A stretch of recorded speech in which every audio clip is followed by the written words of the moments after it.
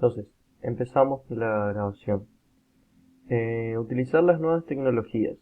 Entonces, a mí me tocó el capítulo 8, donde se desarrollan las competencias del docente, donde se quiere hablar de las competencias que tiene que desarrollar el docente para utilizar las nuevas tecnologías, especialmente para mejorar el proceso de enseñanza-aprendizaje. Comienza con una frase significativa, que si no se pone al día, la escuela se descalificará.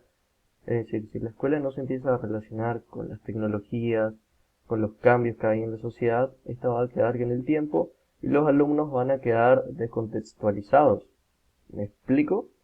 O sea, que dice acá una frase para pensar que los niños nacen en una cultura que se va modificando, que va cambiando, que se va remodelando y avanza muy rápido.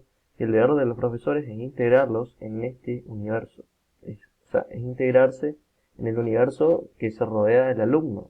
O sea, el docente se tiene que centrar en el alumno y no en su universo. En el exterior corre el riesgo de descalificarse. Por lo tanto, ¿cómo quiere que los niños confíen en ellos?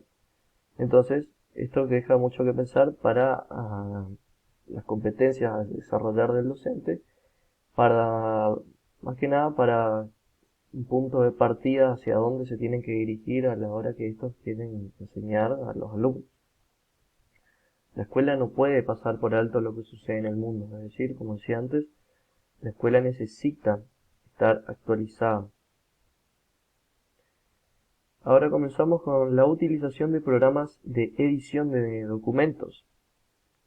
Tradicionalmente la enseñanza se basa en documentos, es decir, hay libros, hay textos, se escriben los cuadernos, y una competencia relacionada a esto que puede desarrollar el docente es, por ejemplo, elaborar trabajos, o sea, estos textos, pasarlos a poder imprimirlos, digamos, y entregarlos a los alumnos mediante una impresora, o también proyectándolos en una pantalla, como en la imagen que vamos a ver ahora.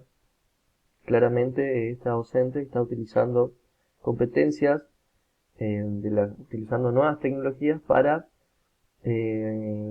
tratar de enseñar con métodos actuales. O sea, el profesor sale del método tradicional de usar un manual o un libro y lo proyecta en frente de la pantalla, y esto se vuelve más grupal, digamos. O sea, todo el aula está viendo lo que el docente quiere transmitir.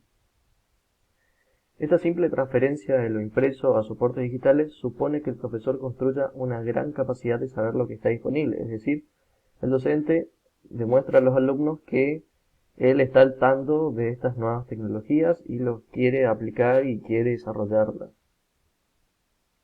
Los beneficios del hipertexto. O sea, básicamente el hipertexto es un hipervínculo que al hacer clic nos lleva a, a esta gran cantidad de información que en algunos casos nos sirve, o sea, dependiendo de lo que quiera transmitir, digamos, al sujeto que se quiere enseñar. Entonces, volviendo atrás, básicamente lo que habla acá el capítulo 8 sobre los hipertextos, habla de los problemas que existen en cuanto al diccionario. Es decir, cuando el profesor, por ejemplo, quiere decir al alumno que busque la definición de la palabra casa en un diccionario o en un manual, en una enciclopedia, va a tener muchas definiciones que en algunos casos pueden marear al individuo. En cambio, un hipertexto, el docente solamente al poner el link o la información de la palabra casa en ese hipervínculo, el alumno solamente al hacer clic va hacia esa definición concisa, y también entonces se logra una relación entre ambos, entre un contenido, entre el sujeto que enseña y el sujeto que aprende por medio de este hipertexto. Los software educativos son programas orientados hacia el aprendizaje, ofrecen soportes a tareas más abiertas, por ejemplo construcción geométrica, modelado científico, composición de textos, o de crucigramas o melodías, o incluso facilitan el acceso a una documentación o al tratamiento de datos numéricos o cartográficos, o sea que básicamente buscan mejorar la gestión educativa. Estos software educativos pueden ser plataformas educativas como el Moodle, el Blended o el Edmodo. Pueden ser juegos, hay diversos juegos, por ejemplo en el área de la matemática podemos tener juegos relacionados a la estadística, relacionados a problemas matemáticos, juegos con fracciones, juegos de todo tipo que ayudan al alumno. También hay videos tutoriales, por ejemplo, el profesor puede grabar un video en su casa y pasarle ese mismo video a sus alumnos por medio de las plataformas educativas. Entonces se hace un aula invertida, digamos, el alumno aprende solo en su casa. También tenemos aplicaciones como el GeoGebra, el Photomath, el calculadoras digitales que permiten también, por ejemplo, el GeoGebra representar gráficos que capaz el alumno no los entienda, representarlos en gráficos como funciones en esta aplicación y entonces el alumno puede comprender mejor lo que está haciendo. Aquí tenemos un mapa conceptual, un mapa en donde básicamente se muestran las características de los software educativos, o sea, pues, las finalidades didácticas que tiene, la utilización de la computadora en este proceso, es interactivo, es un trabajo individual, es fácil de usar, desarrolla distintas competencias y habilidades del alumno. Es decir, entonces que el docente puede desarrollar esta competencia de utilizar estos software educativos a la hora de transmitir, a la hora de querer enseñar a sus alumnos, y es un medio bastante conveniente y al alumno también le resulta más fácil utilizarlo ya que se relaciona día a día con estas aplicaciones, más que nada con los medios informáticos. Utilizar elementos multimedia. Los elementos multimedia son todos los materiales didácticos que orientan y regulan el proceso de enseñanza-aprendizaje de los estudiantes mediante la combinación del texto, el color, gráficas, animaciones, videos, sonido, en un mismo entorno. Por ejemplo, en el video puede ser, por ejemplo, un televisor que esté en el aula, se puede ver algún video educativo relacionado al tema que se quiere tratar, puede ser una pizarra digital, puede ser eh, eh, puede ser un sonido, puede ser un parlante, una videograbadora. Ahora, cambiando de página, eh, acá.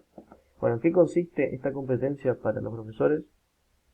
Sin duda, el utilizar los instrumentos multimedia ya disponibles, desde el banal CD-ROOM, animaciones o simulaciones más sofisticadas, quizá en desarrollar en este dominio una apertura, una curiosidad y por qué no deseos. O sea, que las competencias que desarrolle el docente en base a esto genere una curiosidad en el mismo para seguir yendo profundo, o sea, ir profundo hacia estas áreas y buscar enseñar mediante estos métodos, que no se quede solamente en la enseñanza tradicional, o sea, por la pizarra, y que busque seguir desarrollando estas competencias.